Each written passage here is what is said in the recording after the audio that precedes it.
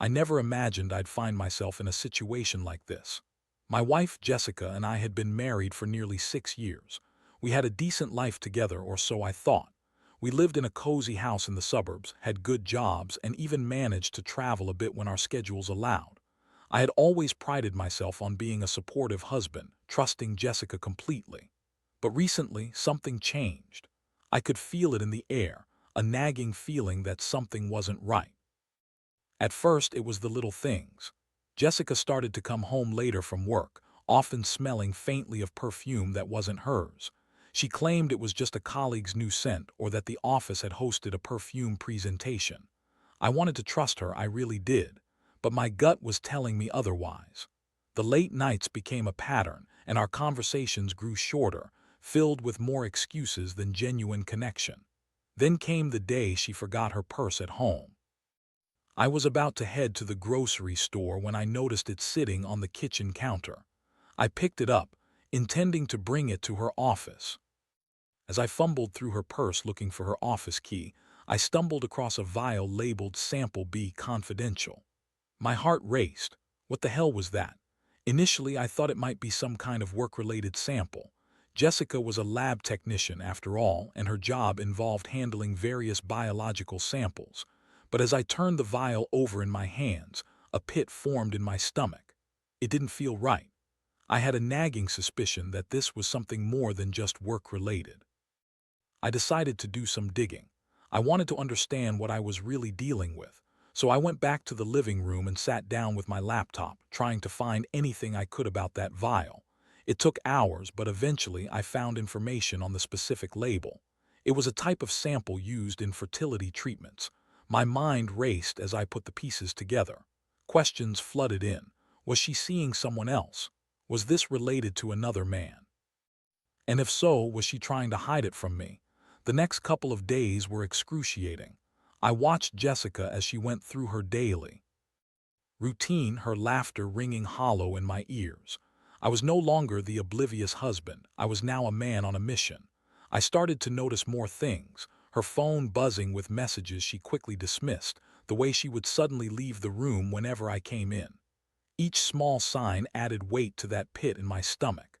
It felt like I was living in a suspense thriller, except this was my life. Finally, I couldn't take it anymore. I had to confront her. One night after she returned from work, I decided to lay it all out on the table. I chose my words carefully, trying to remain composed, but my emotions were bubbling beneath the surface. I asked her about the vial. I demanded to know who the other man was. Her reaction was immediate and defensive. Jessica laughed, a sharp, mocking sound that made my blood boil. "It's just a work sample, for God's sake," she snapped. "You've got to be kidding me." She stood there, arms crossed, looking more annoyed than guilty. "You're being absolutely ridiculous, Mark." I pressed on, detailing all the changes I had noticed, how her behavior had shifted over the past few months. I wanted her to admit the truth, to confess to the betrayal that was hanging thick in the air. Instead, she just doubled down. "You're imagining things. I can't believe you would think I could cheat on you. You're just being paranoid." The way she dismissed me with that cold, condescending tone only fueled the fire inside me. I felt a whirlwind of emotions coursing through me: anger, betrayal, confusion. How could she be so callous? How could the woman I loved be so willing to lie to my face? As her excuses continued to flow, I realized I was standing at a crossroads. I could either let her betray me further or take a stand. But I needed to think this through. In that moment, I felt like I was losing control of my own life, and I needed to regain it somehow. I took a deep breath, preparing for the emotional journey that lay ahead. The days that followed my confrontation with Jessica were a blur of confusion and heartache.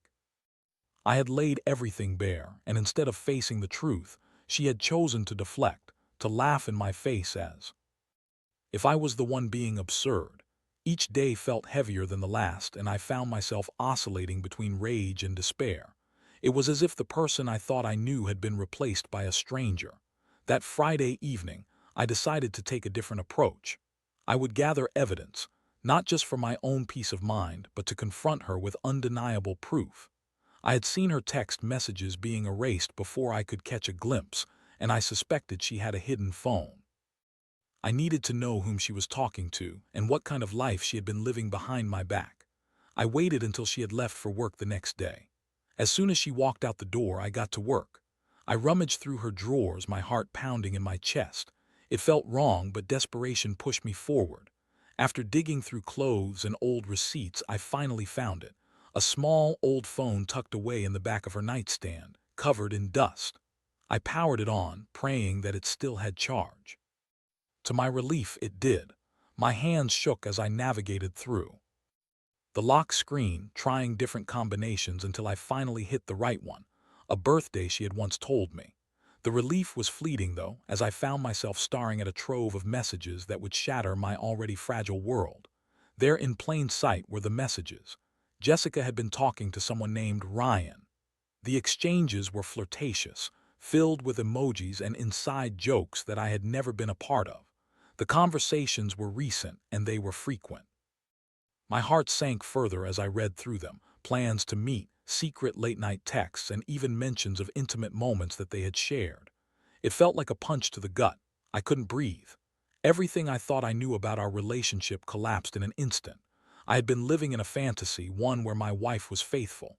The evidence was right in front of me, and there was no denying it any longer. The Vial, the late nights, it all made sense now. She was cheating on me. I spent the rest of that day trapped in a haze of disbelief. I couldn't even focus on what I should do next. I wanted to scream, to cry, to lash out, but I knew I had to keep my composure. I needed a plan. This revelation changed everything, and I had to figure out how to confront her again, this time with undeniable proof. The night fell heavy as I waited for Jessica to return. My heart raced as I replayed various scenarios in my mind. Would she continue to deny it? Would she try to manipulate me again? I knew I had to be strong to not let her twist the narrative. And she finally walked through the door. I could feel the tension in the room immediately. "Hey, babe," she chirped, her usual upbeat tone grating on my nerves. I forced a smile, trying to mask the storm brewing inside of me. "Hey, Jessica, can we talk?" I managed to say, my voice steady but firm. She paused, the smile fading from her lips, and I could see the flicker of concern in her eyes, a flicker I hadn't seen before. "Sure, what's up?" she replied, but I could tell she felt the shift in the atmosphere.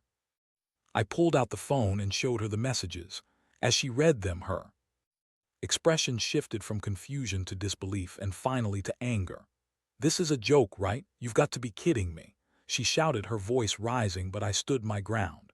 "Jessica, this isn't a joke. I found this phone hidden in our bedroom. You've been lying to me and I deserve an explanation." I could feel the heat rising in my chest, but I forced myself to stay calm. Her facade crumbled and I watched as her emotions fluctuated: guilt, anger, denial. "Mark, you don't understand. It's not what it looks like," she insisted, but I was done with her half-hearted attempts at explanations. I wanted the truth. "What is it then, Jess? Please enlighten me," I said, my voice low but steady. "Are you going to deny everything now? Are you going to sit there and tell me that Ryan is just a friend?" She opened her mouth, then closed it again, seemingly at a loss for words. For a moment I thought I might finally get an honest answer, but instead she shifted tactics, her voice laced with venom. "You've been such a controlling husband. You've pushed me away." It was surreal to listen to her deflect blame. Here I was, the one who had been wronged, and somehow she was trying to turn the tables on me. I felt a surge of anger, but also a strange sense of clarity. I realized that I was done being manipulated. "I'm not the one who's been cheating, Jessica. I didn't push you away. You chose to walk away from our marriage. You made that decision." The finality of my words hung in the air, weighted with the reality of our shattered relationship. That night, as our argument escalated and emotions boiled over, I felt a mix of anger, betrayal, and an odd sense of relief. I had finally pulled back the curtain on her lies. As I stood my ground, I knew I had a long road ahead. But at least now I could confront this head-on. What I didn't know was how deep this betrayal ran, and how it would shape the decisions I would make moving forward. I felt a storm brewing within me, and I was ready to face it. The days after my confrontation with Jessica were a blur of emotions. I had laid the truth bare, and while it felt like a weight had been lifted off my shoulders, it also left me feeling raw and vulnerable. I was angry, heartbroken and confused all at once.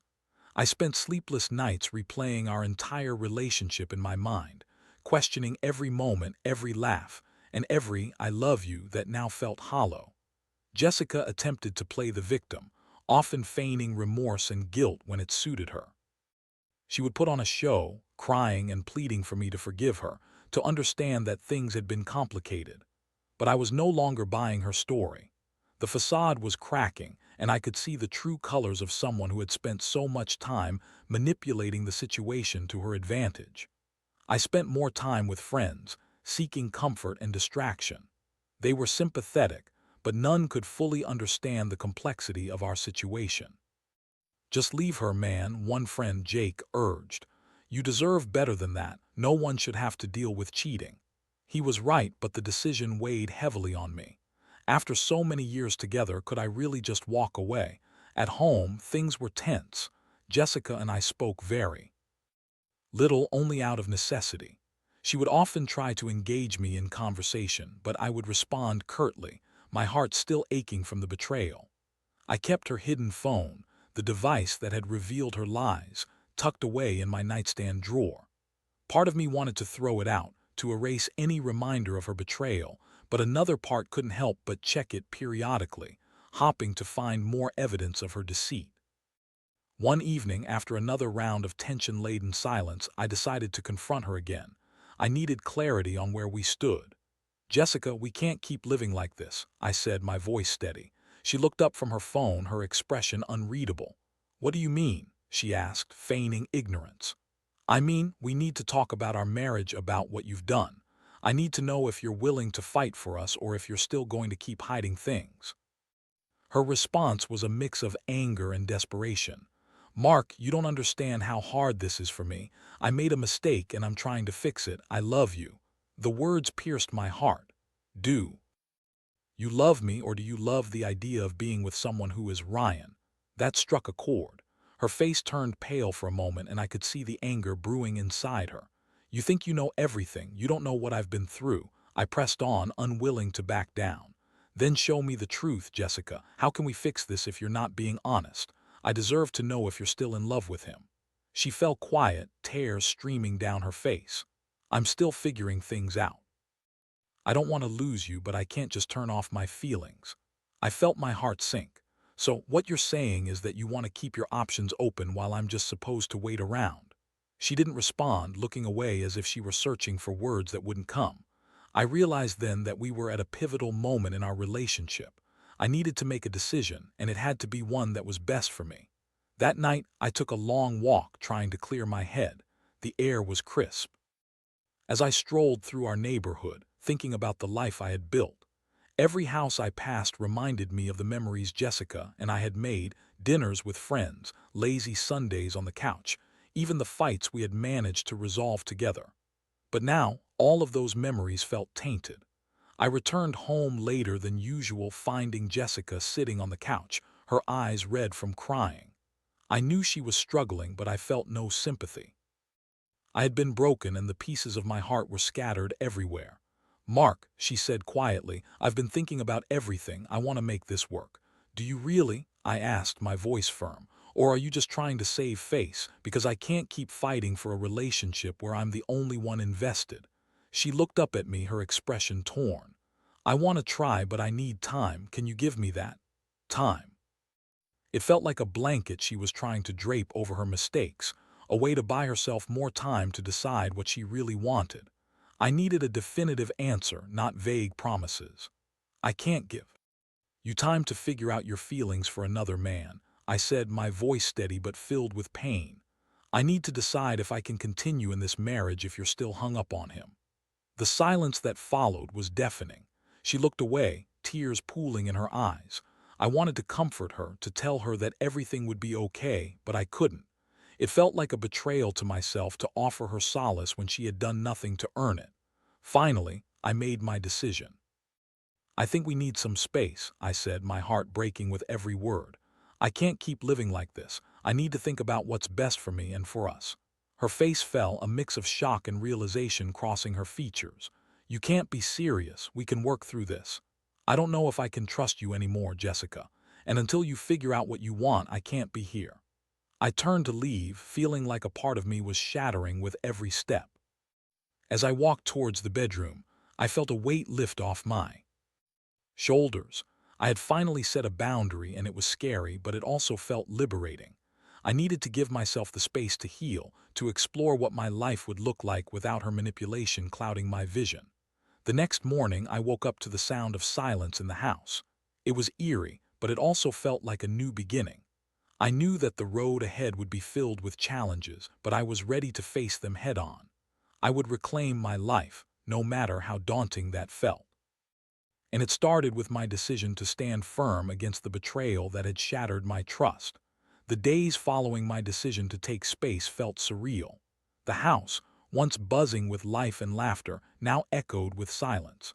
Jessica had left to stay with her sister for a few days, and I was left alone to sift through the wreckage of our relationship. At first, I welcomed the solitude. I could think clearly without her presence, without the tension that had built up between us. I dove into work, pouring myself into projects and trying to distract myself from the emotional turmoil. I found solace in the daily routines that didn't remind me of Jessica and our life together. I even began to reconnect with old friends, those I had sidelined during the years of marriage. It felt good to share a laugh and reminisce about simpler times without the cloud of betrayal hanging over me. However, as the days turned into a week, loneliness crept in like a shadow. I found myself staring at the walls of our home, memories flooding my mind. Photos of our wedding day hung on the walls, capturing a moment that felt like a lifetime ago. I couldn't escape the nostalgia, the longing for what was once a happy life, and it hurt more than I had anticipated. Every time I opened my laptop, I felt the urge to check her hidden phone, but I resisted. I knew that reading more messages would only spiral me back into a dark place. I wanted to focus on moving forward, on finding clarity without being dragged deeper into her mess. But the temptation was always there, lurking in the back of my mind. Then came the day Jessica reached out, a text that shattered my temporary peace. "Can we talk? You?" Simple words, but they stirred a whirlwind of emotions within me. I wanted to believe in the possibility of reconciliation, that she had genuinely reflected on her actions during our time apart. But doubt loomed large. I had been burned, and I didn't know if I could trust her again. After a long mental debate, I agreed to meet her at a cafe near our house. I took my time getting ready, packing around my bedroom, my heart racing with every thought of what this conversation might bring. As I drove to the cafe, I mentally prepared myself for every possible scenario. Would she take responsibility for her actions? Would she try to sweet-talk her way back into my life? When I arrived, Jessica was already there, seated at a table by the window. She looked different, almost fragile, her hair pulled back and her eyes slightly puffy from what looked like crying. My heart softened for a brief moment, but I quickly reminded myself of the gravity of her betrayal. "Hey," she said softly as I approached the table, her voice barely above a whisper. "Hey," I replied, taking a seat across from her. Silence stretched between us, thick with unspoken words and emotions. "Thanks for meeting me," she said, glancing at her hands. "I've had some time to think." I raised an eyebrow, trying to read her expression. "And what conclusions have you come to, Jessica?" I asked, my voice steady. She took a deep breath, her gaze finally meeting mine. "I've realized how much I messed up. I didn't appreciate what we had, and I let my feelings for Ryan cloud my judgment. I'm sorry, Mark, I really am." The sincerity in her voice caught me off guard, but I remained cautious. "You're sorry, but what does that mean? Are you still seeing him?" She shook her head vehemently.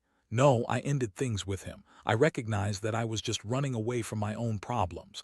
I should have communicated with you instead of seeking comfort elsewhere." Hearing her acknowledge her mistakes was a step in the right direction, but doubt still lingered. "How can I trust you? You've already lied to me once. What's stopping you from doing it again?" Her eyes filled with tears. "I understand why you feel that way, and I don't blame you, but I want to work on this to prove to you that I can be the wife you deserve, that I can be better."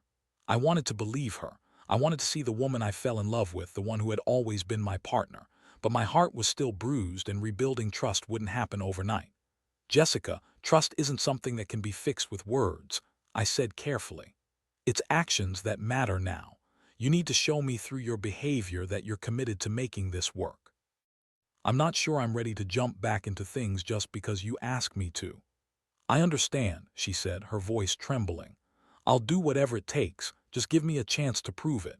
We talked for hours discussing the past, the mistakes, and the future. It was draining, but I could see a flicker of hope in Jessica's eyes, a genuine desire to change. She spoke about therapy, about taking responsibility for her actions, and I could hear the regret in her voice. As we parted, I felt a mix of emotions swirling within me. I hadn't made any promises, but I had left the door slightly ajar. It felt like a step forward, albeit a cautious one. I knew I had to proceed carefully, to protect my heart while allowing the possibility of reconciliation. That night, I fell asleep with a heavy heart but a lighter spirit. I had taken the first step toward healing, and while I was still unsure of what lay ahead, I felt a glimmer of hope. I was ready to explore what rebuilding might look like, but I wasn't prepared to forget. Trust would take time, and I was willing to see if she could earn it back. The days turned into weeks, and Jessica started showing me the effort she promised. She went to therapy, sought support for her choices, and made a conscious effort to be more transparent with her life. Still, I remained guarded, watching her every move and analyzing her actions for signs of sincerity. But the healing process wouldn't be linear. There would be good days where I saw glimpses of the woman I loved, and bad days where my insecurities crept back in, questioning whether I was doing the right thing by giving her another chance. The internal struggle was exhausting, but I knew I was taking it one day at a time, and that was all I could do for now. Slowly, I began to rebuild my life piece by piece. I focused on my own happiness while navigating the tumultuous waters of our relationship. It was messy, but I had learned that sometimes love required facing the storm head-on. As the weeks passed, I found myself caught in a whirlwind of emotions. Jessica was putting in the effort, and I could see her sincerity in wanting to make things right. She attended therapy regularly, shared her feelings openly, and took steps to be more transparent about her life. Yet, every time she left her phone unattended, or when she received a late-night message, a dark cloud of doubt would descend upon me. Trust, I realized, was a fragile thing. I had to nurture it carefully, but it was difficult to ignore the cracks that had formed in our foundation. One evening, we decided to go out for dinner, something we hadn't done in ages. I had hoped it would be a step toward rebuilding our connection, a way to remind ourselves of the joy we used to share. As we sat at a cozy Italian restaurant, the ambience was warm and the food was delicious. For the first time in a long while, I felt a flicker of hope. We laughed and reminisced about our early days together, sharing stories that felt almost untouched by the betrayal that loomed over us. But midway through the meal, Jessica's phone buzzed on the table. I watched her eyes dart toward it, her expression shifting from joy to anxiety in an instant. I should probably check that, she said, her voice tight. Maybe you should just focus on us for now, I suggested, trying to keep the mood light. I mean, we're having a nice time, right? She forced a smile but picked up her phone anyway. A moment later, her face fell. It's Ryan, she said, her voice shaky as she read the message. He wants to talk. My stomach dropped. The name felt like a knife twisting in my gut. Talk about what? You ended things, I snapped, anger bubbling to the surface. I don't know, he just said he needs closure. I should respond, shouldn't I? She asked, her eyes darting between her phone and my face. Closure, I barked, unable to contain the bitterness creeping into my voice. What closure do you need with the guy you cheated on me with? This is ridiculous, Jessica. Mark, please, she pleaded, her voice rising in pitch. I need to handle this. It's not what you think. It's exactly what I think. You're still entangled in this mess, and I'm supposed to just sit here and let you figure it out. I felt a rush of emotions, betrayal, anger, and frustration all colliding in a single moment. Jessica's face twisted in distress. I'm not trying to hurt you. I just want to make sure that he understands it's over. Make sure he understands, or make sure you still have him in your back pocket. I shot back, my voice low but seething. You can't keep pretending this is all about closure when it's clearly about you still having some sort of connection with him. She looked defeated, and I could see the turmoil in her eyes. You're right. I didn't handle the breakup well. I'll tell him it's over for good. I promise. The tension between us was palpable. I wanted to believe her, but the doubt lingered. Then why do I feel like I'm competing with a ghost? I pressed. Every time you mention him, it feels like you're still holding onto something. I'm not. I swear to you, I'm committed to us now, she insisted, her voice desperate. But I can't just ignore the past. I need to address it, but it's hard. I sighed, feeling the weight of the conversation pressing down on me. You're right that you need to address it, but you also need to understand that this isn't just about you anymore. I'm involved, and I can't sit here and watch you flirt with the idea of him. Silence engulfed us as we both took a moment to breathe. I could see her trying to process my words to truly understand the hurt that lingered in my heart. I don't want to lose you, Mark. I really don't, she finally said, tears pooling in her eyes. I reached out, covering her hand with mine. Then show me. Show me that you're willing to fight for what we have left. Because right now I feel like I'm losing you all over again. Jessica nodded, her expression earnest. I will. I'll tell him it's over and I won't look back. You have my word. After dinner, we returned home, the conversation still heavy in the air. I could tell that Jessica felt the weight of my doubts, and while I wanted to reassure her, I was also struggling with my own feelings. How could I trust her when she kept pulling at the threads of our past? That night I lay in bed staring at the ceiling, my mind racing. I had given her a chance to prove herself, but every encounter with Ryan brought back the fears I thought I was working through. I sought solace in the idea that maybe we could find a way back to each other, but it felt precarious. The following day, I received an unexpected call from Jake. He wanted to come over and talk. As I braced myself for his well-meaning advice, I couldn't help but feel anxious. Part of me wanted to confide in him, to share everything that had been happening, but another part felt a deep sense of shame for what Jessica and I were going through. When he arrived, I poured us both a drink and we settled into the living room. So, how are things going? He asked, his tone casual yet concerned. I sighed, raking a hand through my hair. It's complicated, man. Jessica is trying, but I'm still struggling with a lot of anger and distrust. It feels like I'm walking on eggshells. Jake nodded, understanding in his eyes. You're not wrong to feel that way. Trust is a fragile thing, especially after what she did, but you need to think about what you want. Are you willing to put in the effort to rebuild, or are you still looking for a way out? His question hung in the air. I had felt like I was giving her a chance, but was I truly committed to rebuilding what was broken? I needed to decide if it was worth the risk. I honestly don't know yet, I admitted. Some days I feel hopeful, but other days it all feels too heavy. Jake leaned back, considering my words. You have to prioritize your well-being, man. It's okay to take the time. You need to figure this out. Just don't ignore your own needs while you're trying to help her fix her mistakes. His words resonated with me. I realized that in my desire to save our marriage, I had often brushed aside my own feelings, my hurt, my anger, my doubts. I needed to reclaim my voice in this situation. The following days were filled with more conversations with Jessica. I voiced my concerns about her interactions with Ryan and expressed my need for transparency. I told her about my fears, how every text or phone buzz could send me spiraling back into doubt. She listened intently, and I could see the determination in her eyes to prove herself. But even as I tried to move forward, the tension remained. I was committed to giving her a chance, but the scars of betrayal were deep, and healing wouldn't happen overnight. I realized I needed to lean on my friends, to allow them to support me as I navigated this tumultuous journey of rebuilding. Eventually, I reached a point where I could see a path forward, albeit fraught with challenges. I learned that love could withstand trials, but it required mutual effort, openness, and honesty. I wouldn't allow her past mistakes to dictate our future, but I also wouldn't ignore the wounds that needed tending. In the weeks that followed, we continued to work through our issues, both individually and together. I felt a glimmer of hope starting to take root, and while I was still guarded, I was ready to explore the possibility of rekindling our love. It wouldn't be easy, but I was willing to try, just as long as we were both committed to facing the truth together. It was a long road ahead, but I knew that whatever the outcome, I would emerge stronger, and I hoped Jessica would too. Sometimes, love meant being brave enough to confront the storm instead of running from it.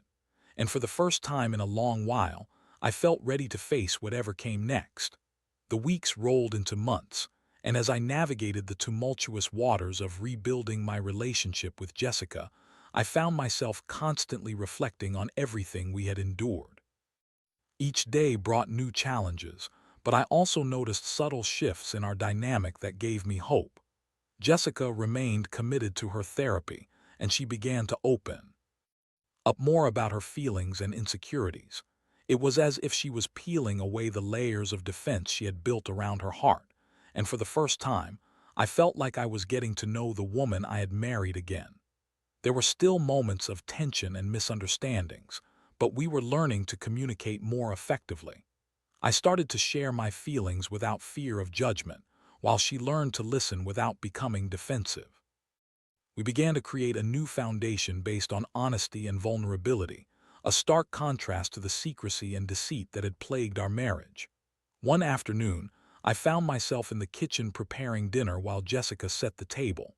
As I chopped vegetables, I glanced over at her, watching her movements, how she hummed softly to herself, how her hair caught the light. A sense of warmth enveloped me, and I realized I was beginning to appreciate those little moments again. "Hey, can you pass me the salt?" she asked, breaking my reverie. "Sure," I replied, handing it over with a smile. "You know, I've missed this, us being normal, cooking together." She looked up, her eyes brightening. "Me too. I never want to take it for granted again. I've learned so much about myself and us."